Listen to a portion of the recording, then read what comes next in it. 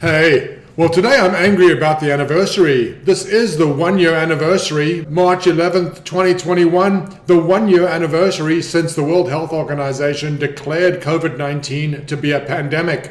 And it's literally inconceivable to imagine the changes that we've seen in our worlds since then. This time last year, we had just started envisioning 2 weeks of a voluntary lockdown in order to flatten the curve. That 2 weeks to flatten the curve became 2 more weeks, 4 more weeks, 6 more weeks, and now we're looking at vaccinations, possibly forced vaccinations. It's a year later. We are still told that even if we get vaccinations, we have to wear masks. Even if we get vaccinations, we can't visit with extended groups of people. Even if we get vaccinations, life is not going to go back to normal. This was literally inconceivable a year ago. This time a year ago, we were looking at the Chinese having locked down their citizens, and it seemed ridiculous to imagine that Americans would ever submit to that kind of a treatment, and yet here we are. Half of America is willing to act as the jailer for the other half that is trying to get out. The jailers think that they are doing good work because they are protecting the elderly.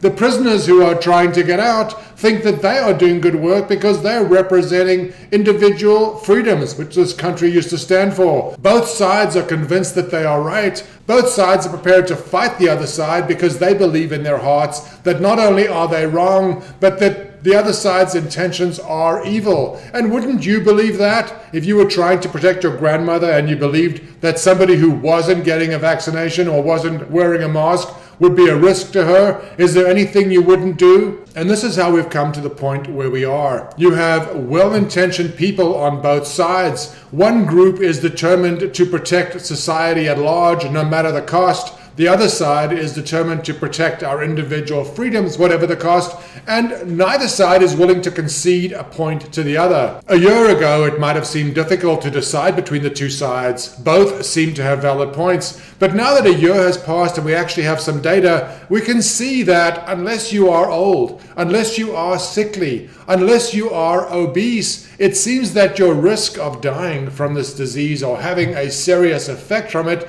is negligible. And yet we've basically destroyed the economy. We've destroyed people's lives. There are illnesses that have gone undiagnosed and untreated. There are children who've been out of school for a year. Some children will never catch up again. I believe I saw that in one district, self-harm among children was up by 300%. Children need to be socialized. Children need to be with each other. I mean, since caveman days, we have been social. To force us to be reclusive in our own homes is a ridiculous idea on its face. And as the medical data has come in over the last year, it's become more and more obvious that staying at home, wearing a mask, etc., really hasn't seemed to affect the outcome. If you look at states or counties that did not impose lockdowns, that did not mandate mask wearing, their infection rates don't seem very much different from states that had much more draconian mandates in effect.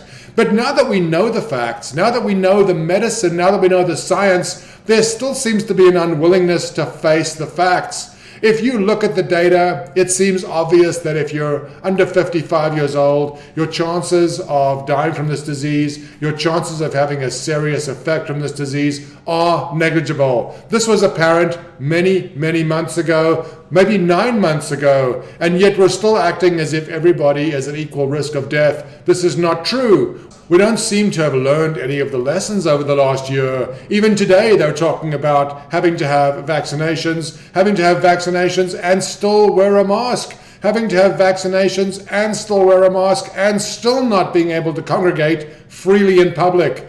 This is an outrage that we've allowed governments to assume these kinds of powers over us. A year ago, while we thought that there was a dramatic health threat that might kill a significant fraction of us, we were acquiescent and it seemed reasonable, the steps that governments were taking.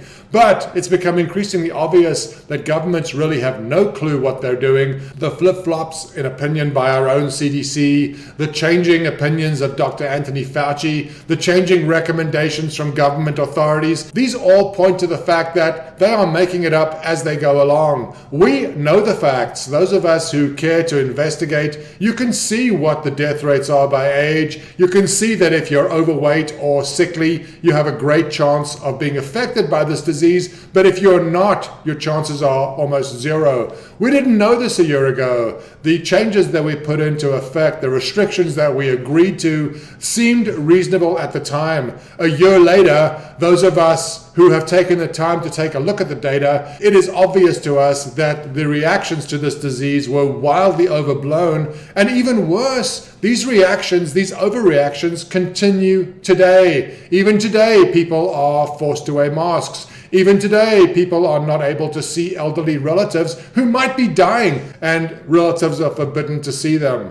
The facts of this coronavirus a year later are much more clear to us. It is a disease that has a great effect on those who are unhealthy and a great effect on those who are elderly. The rest of us don't seem to notice it any more than a common cold. On this 1-year anniversary of the pandemic declaration by the World Health Organization, I think it's time for us to take a sober breath and realize that around the world we have wildly overreacted, and even though hundreds of thousands of people may have died from this virus, I will point out that almost 3 million people die every year in the US, or at least were dying prior to COVID-19, and if 3 million die and it increases in 1 year by 15%, while that might be a dramatic increase, is it worth destroying the economy? Is it worth destroying countless businesses? Is it worth throwing thousands, if not tens of thousands of restaurants out of business, landlords out of business? Has it been worth the sacrifices that we've made? Has it been worth us all staying indoors? Has it been worth the loss of business? Has it been worth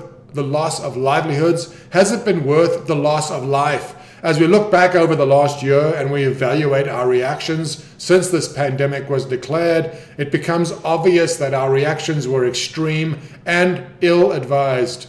Please, let's try to learn from this and let's wake up.